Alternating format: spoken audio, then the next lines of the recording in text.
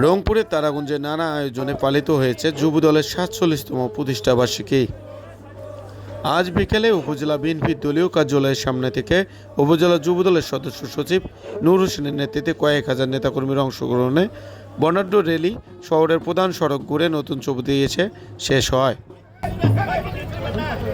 পরে সদ্য প্রয়াত জেলা বিএনপির সদস্য সচিব আনসুর রহমান লাখুর স্মরণে ১ মিনিট নীরবতা পালন করে।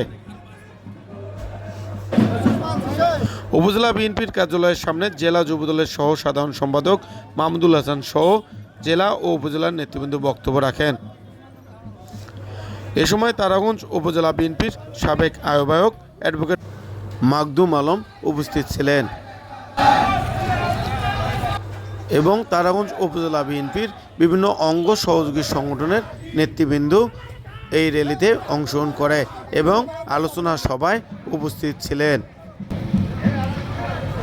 তারাগঞ্জ উপজেলা যুবদলের এই র্যালিটি দীর্ঘ সময় তারাগঞ্জ মূল সড়কগুলো প্রদক্ষিণ করে। এ সময় হাজারো নেতাকর্মীর উপস্থিতি দেখা যায়। সংগঠন রংপুর জেলা যুবদলের আমাদের যিনি রানিং কমিটি জেলার সাধারণ সম্পাদক ছিলেন মরম গল্প ভাইকে শ্রদ্ধার সাথে স্মরণ করছি।